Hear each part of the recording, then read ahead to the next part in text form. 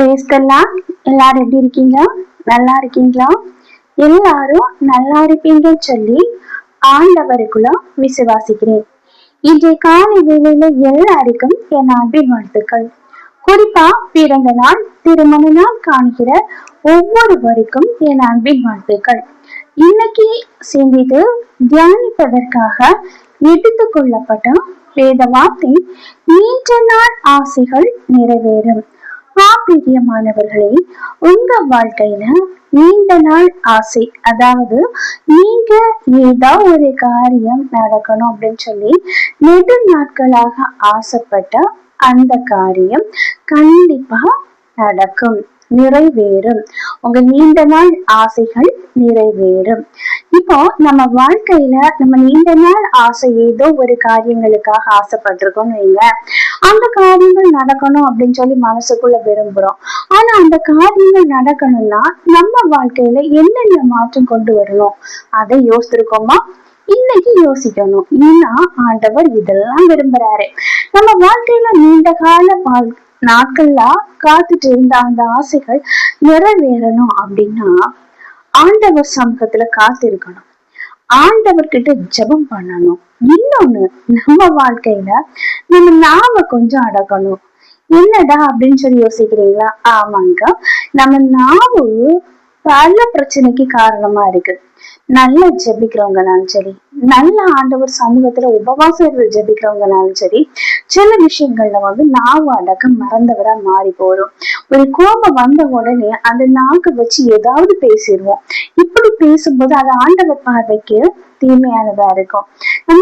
என்னுடைய மகன் அவனுடைய வாயின் வார்த்தைகள்ல பரிசுத்தம் வேணும் அப்படின்னு சொல்லிதான் ஆண்டவர் விரும்புறாரு. நம்ம ஆசைப்பட்ட காரியம் நடக்கணும்னா நம்ம ஆண்டவர் விருப்பத்துக்கு நடக்கணும் இல்லையா? கொஞ்சம் யோசித்து பாருங்க. அப்போ ஆண்டவர் விரும்புறது இதுதான். என்ன அப்படின்னா நாவடக்கம்.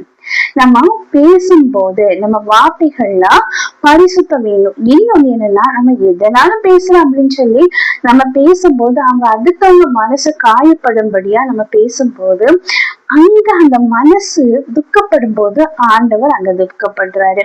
ஏன்னா ஆண்டவருடைய பிள்ளைகள் அடுத்தவங்க மனசை காயப்படுத்த மாட்டாங்க. நம்ம நாவு அவ்வளவு வல்லமை மிகுந்ததுங்க. இந்த நாக்குக்கு எலும்பு கிடையாது, ஆனா அந்த வார்த்தைக்கு ஜீவன் உண்டு. அந்த வார்த்தை, நம்ம பேசுகிற அந்த வார்த்தை ஜீவனுள்ள வார்த்தை. அதனாலதான் இதை கேட்கும் போது சிலவங்க நல்ல வார்த்தைகளை பேசுறோம், ஆறுதலான வார்த்தைகளை பேசுறோம் அப்படின்னா ஆறுதல் அடைகிறாங்க. அதே போல அவங்க மனசை காயப்படுத்தும்படியா பேசுறோம் அப்படின்னா அழுறாங்க, கவலைப்படுறாங்க. அப்ப நம்ம நாவிலிருந்து பெறப்படுகிற அந்த வார்த்தைக்கு என்ன உண்டு? ஜீவன் உண்டு.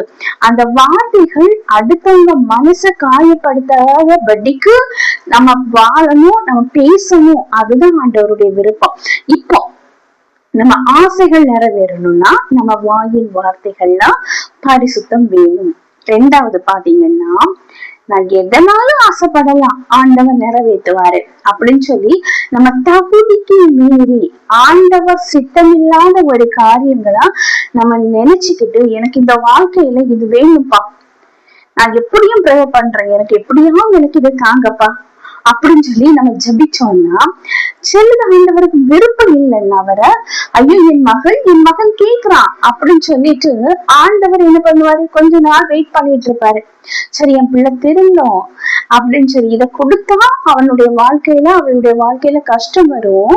இப்ப அவனுடைய பார்வைக்கு தெரியல, கேக்குறான், அதனால கொஞ்சம் லேட் பண்ணுவோம் அப்படின்னு சொல்லி லேட் பண்ணுவாரு. நம்ம உடனே என்ன பண்ணுவோம்? எசப்பா ஏன்பா லேட் ஆகுது, எதுக்குப்பா எனக்கு தரல அப்படின்னு சொல்லி புலம்ப தொடங்குவோம். அப்படி நம்ம சில டைம் அழுது ஆண்டவர் சமூகத்துல ஆண்டவருக்கே விருப்பம் இல்லாத சில காரியங்களை கேட்டு ஆசைப்பட்டு அதை பெற்றுக்கொள்வோம். லாஸ்ட்ல நம்ம வாழ்க்கை அப்பா ஆண்டவர் தந்துவாரு. பின்னால எதிர்காலத்தை நம்ம டேர்ன் பண்ணி பாத்தீங்கன்னா அவர் சித்தம் இல்லாதது நம்ம கேட்டது நிமித்தமாக நம்ம வாழ்க்கையில பல கஷ்டங்களை அனுபவிக்க வேண்டியது வரும். இது எதனால நான் இப்படி சொல்றேன் அப்படின்னா, ஆண்டவர் சித்தமான காரியங்களை நம்ம ஆண்டவர் சமூகத்துல கேட்கணும். ஆண்டவர் சித்தத்தோடு உள்ள காரியங்களை நம்ம கேட்கும் போது கண்டிப்பா ஆண்டவர் நம்ம வாழ்க்கையில நம்ம ஆசைப்பட்ட காரியத்தை நிறைவேற்றுவாரு. ஆண்டவருடைய சித்தத்தை எப்படி தெரிஞ்சுக்கணும்? அடுத்த கொஸ்டின்.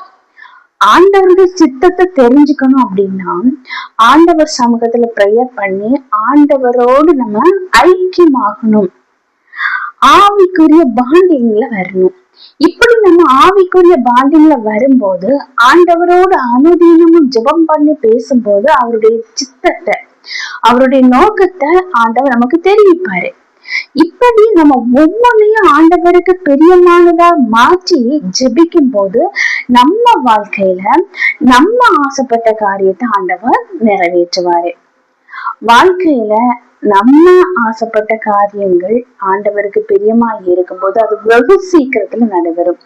இப்போ சிலது ஆண்டவருக்கு சித்தமானதா இருக்கும், ஆண்டவருக்கு விருப்பமானதா இருக்கும். நம்ம ஆசைப்பட்டது ரொம்ப லேட்டா கிடைக்க மாட்டேங்க.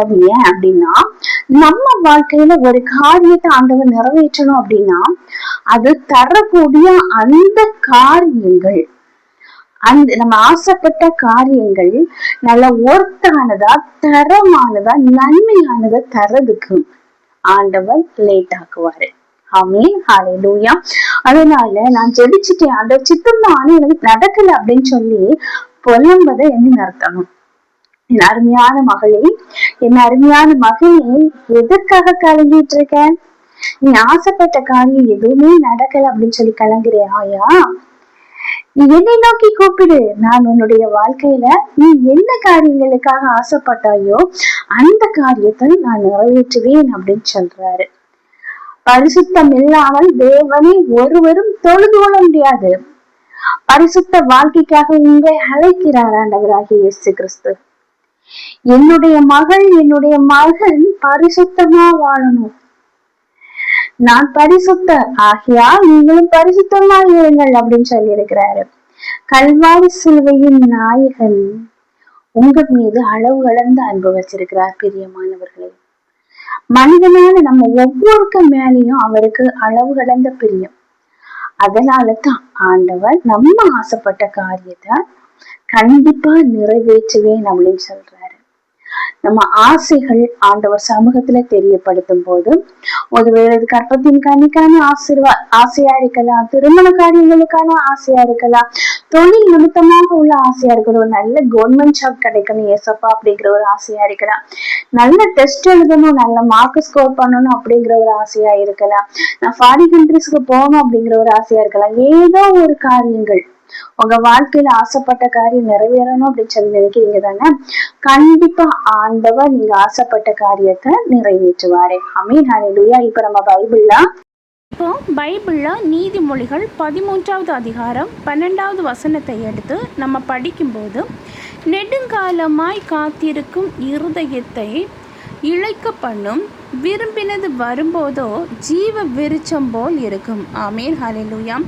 நெடுங்காலமாக ஏதோ ஒரு காரியம் நடக்கணும்னு சொல்லி ஆசைப்பட்டு இருதயம் இழைப்பு கஷ்டத்தோட துன்பத்தோட இருக்கா, நீங்கள் ஆசைப்பட்டது விரும்பினது வரும்போது கண்டிப்பாக நீங்கள் மகிழ்ச்சியை காண்பீங்க. ஆண்டவர் உங்கள் வாழ்க்கையில் நீங்கள் ஆசைப்பட்ட காரியத்தை நிறைவேற்றுவேன் அப்படின்னு சொல்கிறாரு. ஆமென், ஹல்லேலூயா.